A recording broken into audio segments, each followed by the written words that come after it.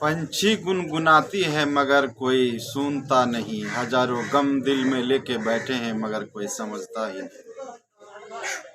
पंछी गुनगुनाती है मगर कोई सुनता नहीं, हजारों गम दिल में लेके बैठे हैं मगर कोई समझता ही नहीं। आइए मौलाना अब्दुल सलीम चतुर्वेदी का हनुमान चालीसा का बारे में सुना रहे हैं, समझा रहे हैं, किस तरह पढ़ना चाहिए किस तरह नहीं पढ़ना चाहिए उसका बारे में समझा रहे हैं। आइए हम समझते हैं हनुमान चालीसा क्या है, कैसे पढ़ा जाता है। और इस चैनल को ज़रूर से ज़रूर सब्सक्राइब करें, शेयर करें और लाइक करें। इसी के साथ मैं अपना समाप्त करता हूँ। हनुमान चालीसा परेशानी के वक्त में हिंदू भाई पढ़ते हैं, यहाँ पे भी नेपाल में भी पढ़ते हैं, हमारे बिहार में, हमारे बिहार और हमारे भारत में भी पढ़ते हैं, बल्कि एशिया महाद्वीप में ज्यादा पढ़ा जाता है। साफ साफ लफ्जों में पढ़ते हैं, जय हनुमान। जय मतलब जय हो, आप ऊपर रहे, आपकी जय हो, आपकी विजय हो, आप जिंदा रहे, आप आगे रहे, आप बड़े रहे। जय हनुमान, जैसे जय हिंद बोलते हैं हम लोग इंडिया में, तो ऐसी जय हनुमान ज्ञान गुण सागर।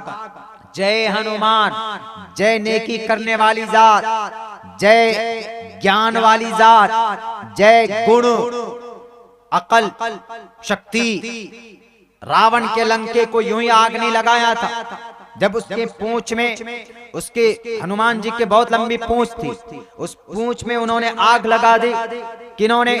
रावण ने सोचा कि इसको जलाकर मार देते, लेकिन वो ज्ञान गुण सागर, जय कपीस ते हो लोक उजागर, राम दूध, श्री रामचंद्र जी के दूध थे वो, श्री रामचंद्र जी के खादिम थे वो, श्री रामचंद्र जी के एंजल थे वो, श्री रामचंद्र जी के फरिश्ता थे वो। ये समझ लीजिए, रामदूत अतुलित बलदामा, अनजन पुत्र पवन सुतनामा। पूरी लंबे कई मिनट लग सकते हैं इसको पढ़ने में। तो जब देखता है बच्चा, छोटा मासूम बच्चा होता है, अपने घर में देखता है कि अब्बा जय हनुमान ज्ञान गुण सागर, जय कपीस ते हो लोक उजागर, रामदूत अतुलित बलदामा, अंजन पुत्र पवन सुतनामा। जब देखता है कि हमारे अब्बा तो हनुमान चालीसा पढ़ रहे हैं, तो हनुमान चालीसा हिंदू भाइयों के यहाँ ऐसा मकाम रखता है जैसे आयतल कुर्सी हम लोग अल्लाहु ला इलाहा इल्ला हुवल हय्युल क़य्यूम ये पढ़ते हम लोग, उनके यहाँ माना जाता है, उनके कॉन्सेप्ट के मुताबिक। लेकिन मेरे हिंदू भाइयों गलत है, इसलिए गलत है, इसलिए गलत है। अभी मैंने एक मंत्र पढ़ा आप लोगों के सामने में, कौन सा मंत्र है? ओम शन्नो वरुणा शन्नो मित्रा शन्नो भवद्वर्यमः शन्ना ब्रह्मा बृहस्पति। ये रटे हुए नहीं, हम रिसर्च करते हैं अल्हम्दुलिल्लाह। बहुत से लोग बोलते हैं, एतराज करते हैं कि मौलाना what is need to the read in जलसा द सीरत लास्ट प्रॉफिट मोहम्मद सल्लल्लाहु अलैहि वसल्लम, जहां बोली जाती है सीरत, क्या जरूरत है वहां पर वेदात को, संस्कृत को पढ़ने के? हमने कहा कि भाई मुझे शौक नहीं। और फिर पता चला कि रिसर्च करने में इतना दिमाग खपता है, इतना दिमाग खपता है। हमने 5 किताबें जब 5-5 10-10 सफ़े की पढ़ ली, तब जाकर वो असीमानंद जी, यति नरसिंहानंद सरस्वती जी का जो एतराज था, जिहाद वाला एतराज, हमने उसके ऊपर कम से कम 3 से 4 श्लोक ढूंढे हमने श्रीमद् भगवत गीता के, और हमको मिल गया। और हमने लोगों के सामने वो मंत्र रखे कि वही बंदा कहता था कि मोहम्मद तलवार वाले जिहादी थे। हमने कहा कि जिहाद लड़ाई को अलग रखो, लेकिन एक बात बता दो कि महाभारत के मैदान में श्री कृष्ण जी आए, कुरान में तो अल्हम्दुलिल्लाह सूरह फातिहा है, सूरह फातिहा में कहीं पर लड़ाई की बात नहीं, कहीं पर जंग बद्र की बात नहीं, कहीं पर जंग उहद की बात नहीं। लेकिन अगर सूरह फातिहा में पर कहीं पर लड़ाई की बात होती, तो ये हमारे सरस्वती जी, ये हमारे यति जी, ये हमारे गुरु जी पता नहीं 5-5 फीट उछल उछल कर माइक लेकर लोगों से कहते हो कि देखो ये कुरान है, पहली सूरत के अंदर में जंग की बात कही गई। वो उछल उछल कर कहते देखो ये सूरह फातिहा, जिस कुरान का पहला चैप्टर लड़ाई की बात करता हो, वो 30 पारे के अंदर क्या लिखा होगा। और ये मीडिया वाले भाई भी पूरी जमीन को आसमान पर सर पर उठा लेते, लेकिन अल्लाह का करम पूरे सूरह फातिहा में कहीं पर बात ही नहीं है जंग की लड़ाई की। अल्हम्दुलिल्लाह से लेकर गैरिल मग़ज़ूबि अलैहिम वलज़्ज़ालिन तक देख लीजिए, आपको पूरी सूरत अल्लाह की तारीफ, अल्लाह की इबादत, उनसे मदद और बुरे लोग जिन पर अल्लाह के गज़ब नाजिल हुए उनसे बचने की अल्लाह तबारक व तआला से दुआ और सीधे रास्ते की दुआ। ये तारीफ अल्लाह तबारक व तआला की ये एक्सप्लेनेशन है सूरह फातिहा का। तो हमने कहा कि भाई सूरह फातिहा में तो अल्हम्दुलिल्लाह कहीं पर ये बात नहीं, तो हमको बहुत दिनों से हमको ये थी कि मैं आखिर कहाँ से जवाब दूं उन लोगों को जो एतराज करते।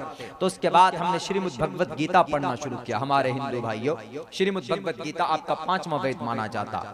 मैंने श्रीमद् भगवत गीता का एक बहुत खूबसूरत मंत्र शुरू में पढ़ा, वसुदेव सुतम देवम कंस चानूर मर्दनम देवकी परमानंदम कृष्णम वंदे जगत गुरु मां। इसका मतलब क्या है? इसका मतलब हुवल अव्वल वल आखिर वल ज़ाहिर वल बातिन। इसका मतलब यही है कि वो ईश्वर हमेशा से है, वही अव्वल, वही आखिर, वही ज़ाहिर, वही बातिन। देव की परमानंदम किस, और वो इस पूरी सृष्टि को नष्ट करेगा। इस सृष्टि को बनाने वाली जात वही है। कुल्लु मन अलैहा फान, ये कुरान की आयत है। लेकिन क्या कहा? ओम पूर्णमिदः पूर्णमिदं पूर्णात्, पूरा मंत्र पढ़ लो। ओम पूर्णमिदः पूर्णमिदं पूर्णात् पूर्णमुदच्यते पूर्णस्य पूर्णमादाय पूर्णमेवावशिष्यते। ओम शांति। वसुदेवसुतं देवं कंसचाणूरमर्दनं देवकी परमानंदम कृष्णं वंदे जगत गुरु महा। ये है वो संसार को बनाया, वही खत्म करेगा, वही अव्वल, वही आखिर, वही जाहिर, वही बातिन। ये बात कुरान करीम में अल्लाह के कुरान ने इस मंत्र की तस्दीक कर दी। अल्लाह के कुरान ने तस्दीक की। कुरान को मंत्र तस्दीक नहीं कर सकता, कुरान तस्दीक करता है पूरी दुनिया की किताबों का तस्दीक। अगर कहीं मिल जाए, मैच हो जाए, तो हमको शौक हुआ। हमने कहा कि आखिर कहां से मैं ढूंढ कर लाऊं, कहां से मैं जवाब दूं। तो एक रोज हम बैठे पढ़ रहे थे, हमने कहा कि श्रीमद् भगवत गीता के शुरू से जरा एनालिसिस करते। जब हमने देखा तो सबसे पहला मंत्र, पहले अध्याय का पहला मंत्र, यानी पहले पारे का और पहली सूरत का पहली आयत। आप लोग समझ सकते हैं, समझने के लिए बोल रहा हूं मैं। तो लिखा क्या?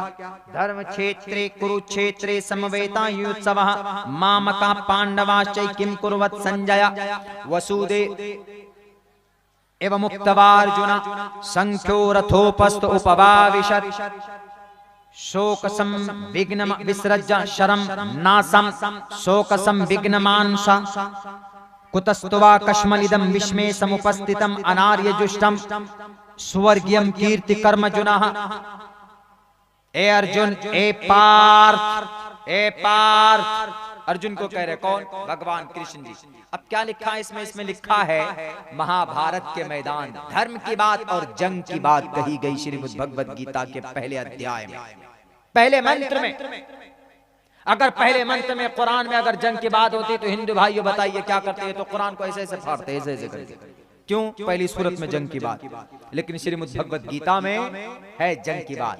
तो हमको एतराज नहीं है कि जंग की बात क्यों है। हम मानते हैं कि जंग बवक्ते जरूरत जरूरी भी हो जाती। क्यों जरूरत होती? आपके नेपाल में अगर कोई हमला करेगा, चाइना हमला करे, भूटान हमला करे, तो नेपाल की गवर्नमेंट तो बैठी रहेगी नहीं। नेपाल की गवर्नमेंट भी अपनी ताकत से जवाब देगी कि नहीं,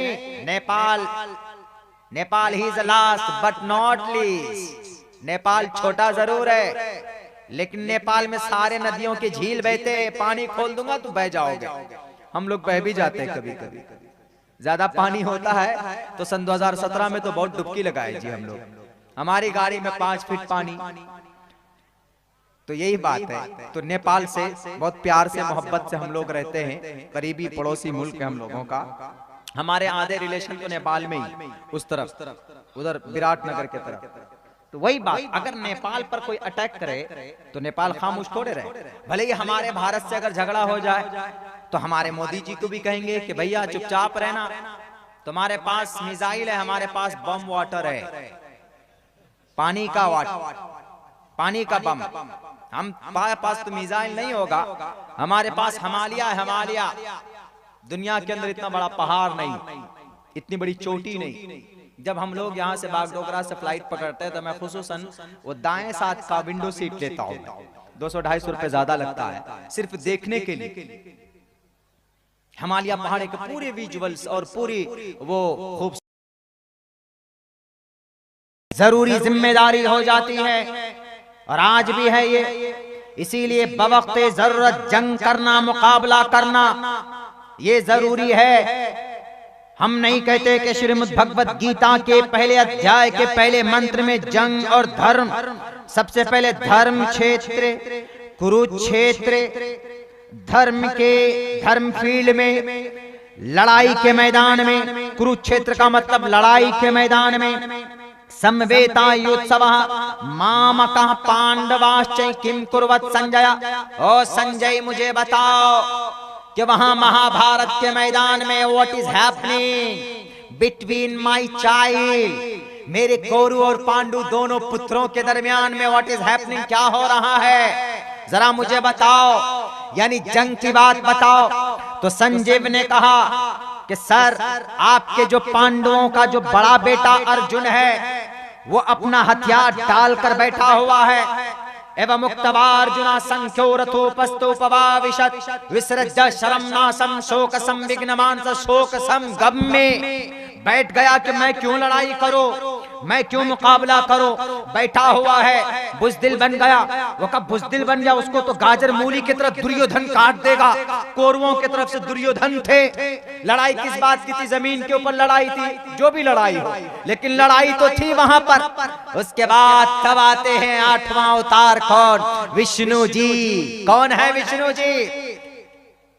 विष्णु जी ब्रह्मा विष्णु शिव, यही तीनों परमात्मा है जो पूरी दुनिया को चलाते हैं। पैदा करते हैं ब्रह्मा, पालते हैं विष्णु, मारते हैं शिव। ये विष्णु जब देखा कि वो अर्जुन जब रास्ते पर है, हक पर है, तो क्यों हथियार डालकर बेवकूफ बैठा, मतलब उन्होंने सोचा, मैं नहीं कह रहा, उन्होंने। तो श्री कृष्ण जी फौरन आते, जमीन पर अवतरित होते और कहते हैं कि एवं मुक्तवार्जुन, अर्जुन तुम मुक्ति चाहते हो, बुजदिल तो बनकर बैठ गए तुम। एवं मुक्तवार्जुन संख्यो रथोपस्थ उपवाविशत, why did you decide to put down and your bows and arrows, Why have you sit down behind your रथ यात्रा, behind your motorcycle? तुम अपने बाइक के पीछे, तुम अपने रथ यात्रा के पीछे, रथ के पीछे क्यों बैठे हो? बुजदिल बन गए? नहीं। क्या तुमको मुक्ति चाहते हो? तुम मुक्ति चाहते हो तो तुमको मुक्ति ऐसे नहीं मिलेगी, बल्कि क्या कहा देखिए, ऑर्डर क्या है? मास्मगमः या अय्युहन नबी हर्रिज़िल मुमिनीना अलल क़िताल। सेम इस आयत का मतलब जो है मास्मगमः नैतत्वयुपद्यते पार्थ क्या कहा? ए पार्थ, अर्जुन की अम्मा का जो लक़ब था, कुंती का जो लक़ब था पार था, का ए पार नैतत्वयुपद्यते, ए कुंती की, ए पार्थ की, ए औलाद कुंती के बेटे, हृदय शुद्रम दौर्बल्यम, उठाओ तीर को, तलवार को, मुकाबला करो किनका? कौरवों का। उन्होंने कहा कि सर मेरे सामने मेरे अब्बा है, मेरे सामने मेरा सौतेला भाई है, मेरे चाचा है, मेरे गुरु हैं। उन्होंने कहा कि ये अधर्मी है, ये अधर्मी है, इनके खिलाफ लड़ना होगा, इनके खिलाफ तुम्हें मुकाबला करना होगा। हमको पॉइंट मिल चुका था। हमने कहा कि जब हमारे कुरान पर या अय्युहन नबी हर्रिज़िल मुमिनीना अलल क़िताल पर एतराज है, अगर कुरान करीम के वअइद्दू लहुम मस्ततातुम, इस पर एतराज है कि ये जिहाद के ऊपर बात करती है, अगर कुरान की आयत पर एतराज, तो फिर श्रीमद् भगवत गीता के पहले अध्याय पर हिंदू भाइयों एतराज होना चाहिए, लेकिन नहीं। तो जैसे श्रीमद् भगवत गीता गीता में महाभारत का तज़किरा जरूरी था, महाभारत जरूरी भी था, तो ऐसे ही मोहम्मद रसूलुल्लाह का मुकाबला करना जंगे बद्र में, जंगे उहद में, ग़ज़वे हुनैन में, ग़ज़वे तबूक में उन सहाबाए किराम को भूखे लेकर उन कुफ़ार उतबा, शैबा, वलीद, हंज़ला, मुग़ीरा के दांत को खट्टे करना, उनसे मुकाबला करना जरूरी था।